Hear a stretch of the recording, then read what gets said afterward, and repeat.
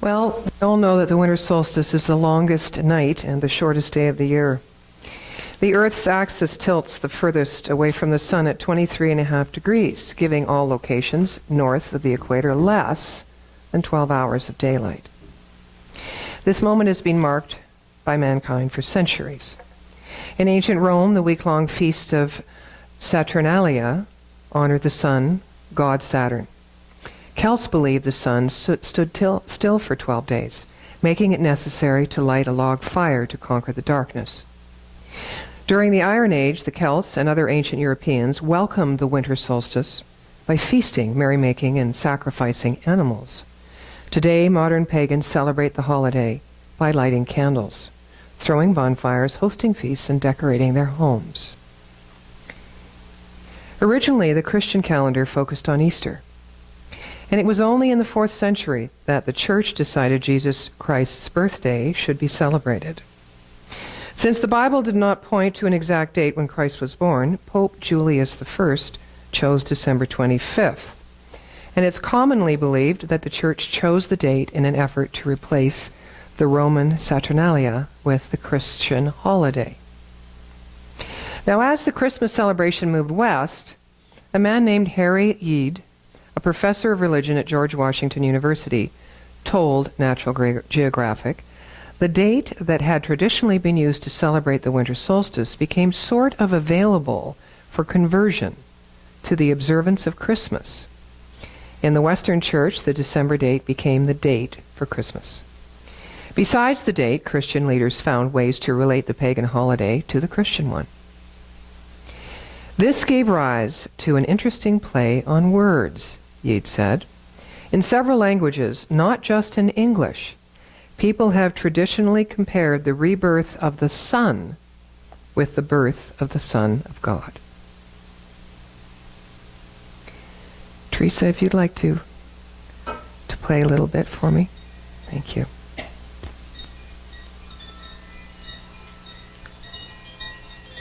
So as we move into the dark night of the winter solstice, we can hold this perfect, harmonious, and often dark light within us as the precise point of Christ consciousness that we are, divinely appointed to express and experience.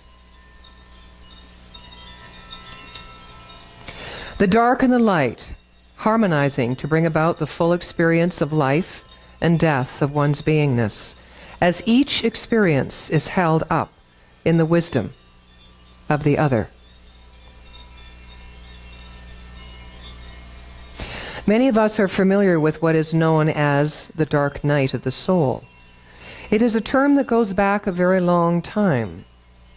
It is a term used to describe what one could call a collapse of a perceived meaning in life, an eruption in our life of a deep sense of meaninglessness. This inner state, in some cases, is very close to what is conventionally called depression, where nothing makes sense anymore. There's no purpose to anything. Sometimes it's triggered by some external event, some disaster perhaps on an external level. The death of someone close to you could trigger it, especially a premature death. Or something like a death of which you have built up in your life and given meaning to, and the meaning that you had given your life, your activities, your achievements, where you were going, what is considered important in your life, and the meaning you had given your life for some reason collapses. It can happen if something happens that you can't explain away anymore. Perhaps some disaster which seems to invalidate the meaning that your life had before. Really, what has collapsed, then, is the whole conceptual framework for your life, the meaning that your mind had given it. So that results in seemingly a dark place. But you know, when we go into that, and not writhe and push against the darkness, then exists the possibility that we emerge out of that touching the lightness of transformed consciousness. Life has meaning again. But it's no longer a conceptual meaning that you can necessarily explain. Quite often it's from there that we awaken out of our conceptual sense of reality, which has now collapsed. We awaken into something deeper, which is no longer based on concepts in our mind. A deeper sense of purpose or connectedness with a greater life that is not dependent on explanations or anything conceptual any longer. It's like a rebirth. The dark night of the soul is a kind of death that you die. What dies is the egoic sense of self, and the dark night becomes the dark light. Of course, death can be painful, but nothing real has actually died here, only an illusory identity. Now, it is often the case that we who have gone through this transformation realize that we had to go through that in order to bring about a spiritual awakening. Often it is part of the awakening process, the death of the old self and the birth of the true self. You're probably familiar with the Course in Miracles. One of its statements is, "Nothing I see in this room means anything." And you're supposed to look around the room, which you could do now, at whatever you happen to be looking at, and you say, "This doesn't mean anything. That doesn't mean anything." But what is the purpose of a lesson like that? It's a little bit like recreating what can happen during the dark night of the soul. It is the collapse of a mind-made meaning of life, believing that you understand what it's all about.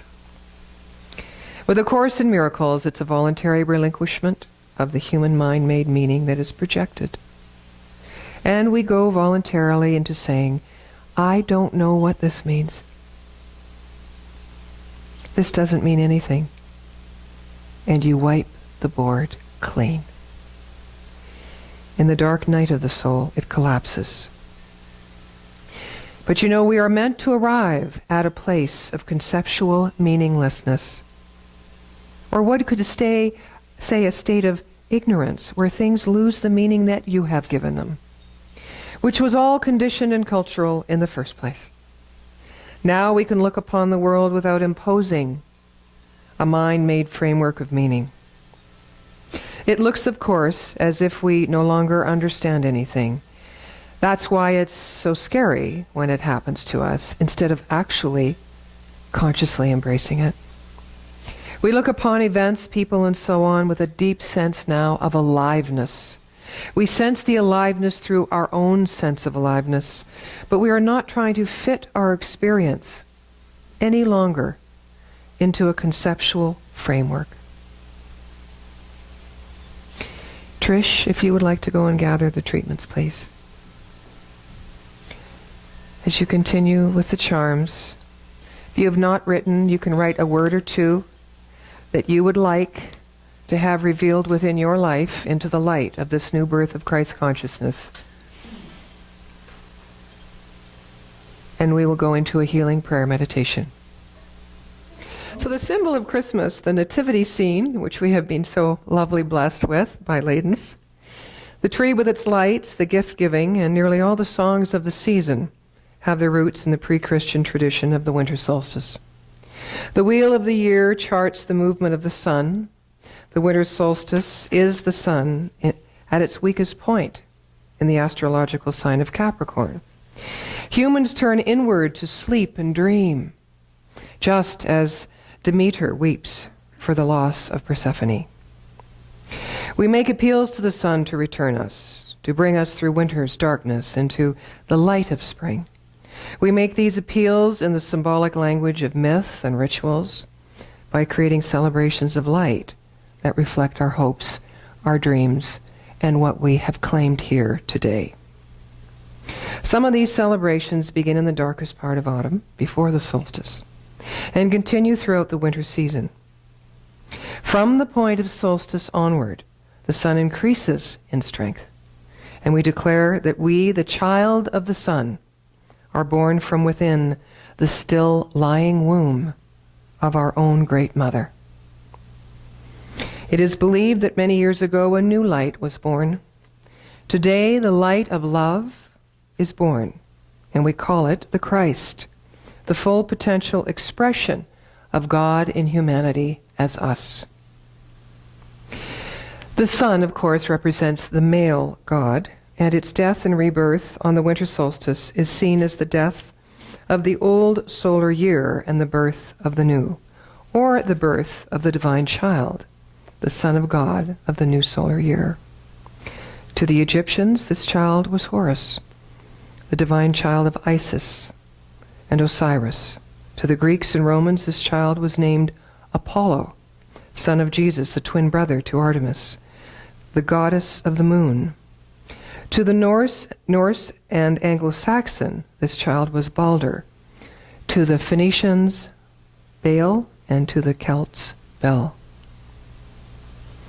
So we all come together today to honor the birth of the Christ, both in the man called Jesus, who taught us so well, and in each one of us who choose to be a place where God expresses its love in this life. Monica, would you come up, please? So today we're going to consciously choose to call forth the fullness of the divine experience within our own lives. Not quite yet. We celebrate the winter solstice today so that we may always remember that the light is within us and is within all of life and all of humankind. We celebrate the expression of this light uniquely this year, symbolically integrating our own body, mind, and spirit. The 3 candles before you symbolize the aspects of self. And we're going to bless those aspects in us, as we do each person, with the spiritual significance of this time in the calendar year and this moment in the time in our lives as we have gathered here together today. So as Monica lights the first candle, help us to be still within and know all is well. No matter what the outside appearances may be, may we accept our gift of spiritual vision and clarity and understanding. We follow the guidance of the infinite wisdom within our lives and live in the holy heart and mind and hands of the spiritual truth. In this choice, we are released from any unloving, unconscious, or uncompassionate action towards ourselves or towards others, and we are now free to drink in the light of divine inspiration.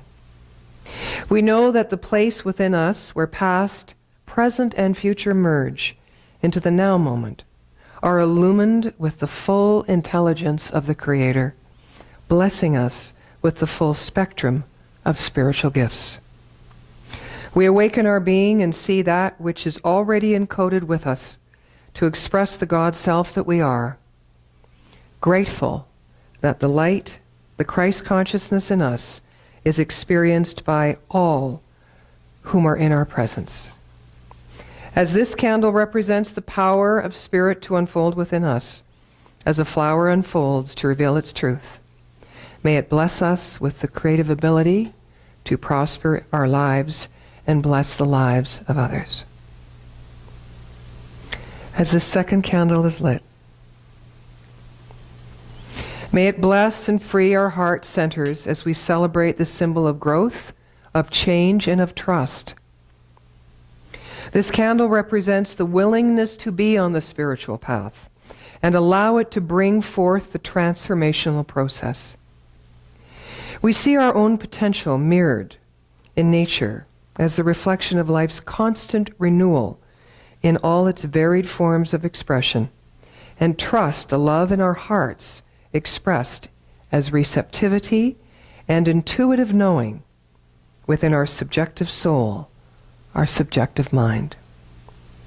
We are filled with the freedom to express the peace and contentment of God's presence within us, allowing us to make full contact with the light of Christ consciousness to dwell in the sanctuary of the placed Most High, of the unbound radiance of the Spirit that I am.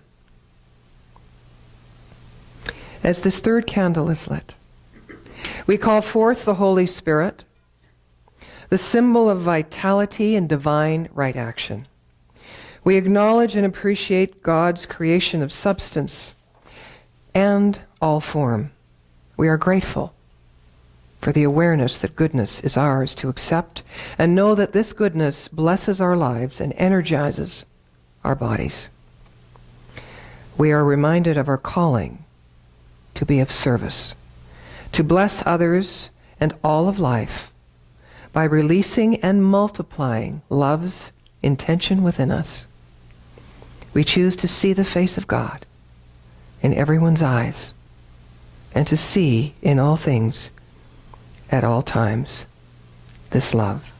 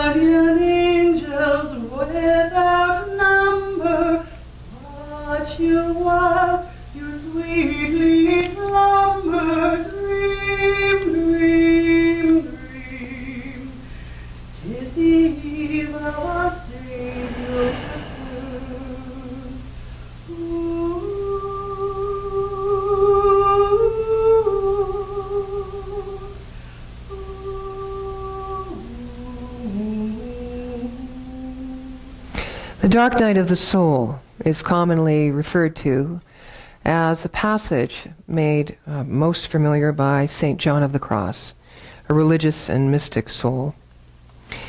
And in this book, he wrote, to share his journey to serve others on the spiritual path, he wrote a poem which I'd like to share with you.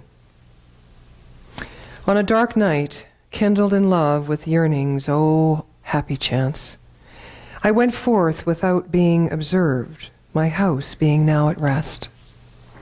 In darkness and secure by the secret ladder, distinguished, oh, happy chance. In darkness and in concealment, my house being now at rest.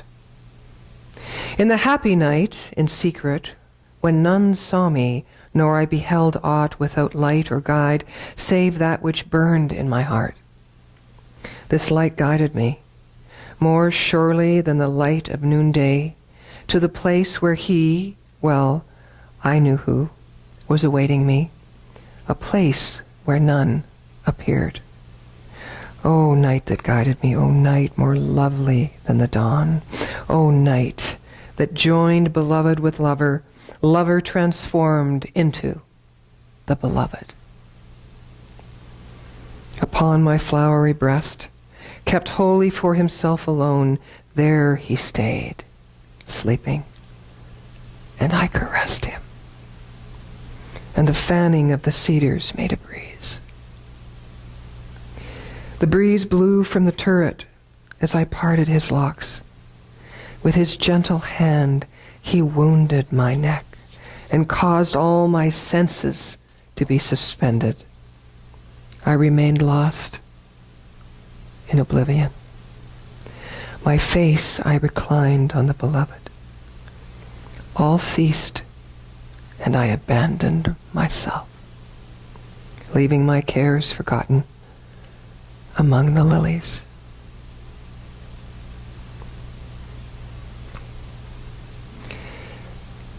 Monica is coming around to you with a gift.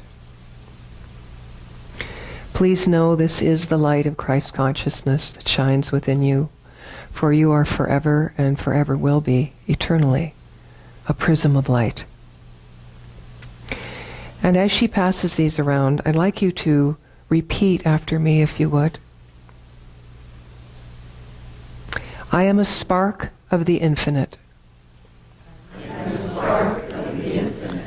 I am the darkness and the light. I am the darkness and the light. The God of peace directs my thought and my actions. The God of peace directs my thoughts and my actions. So it is, So it is. and so I let it be. And so I let it be. Let us repeat one more time. I am a spark of the infinite.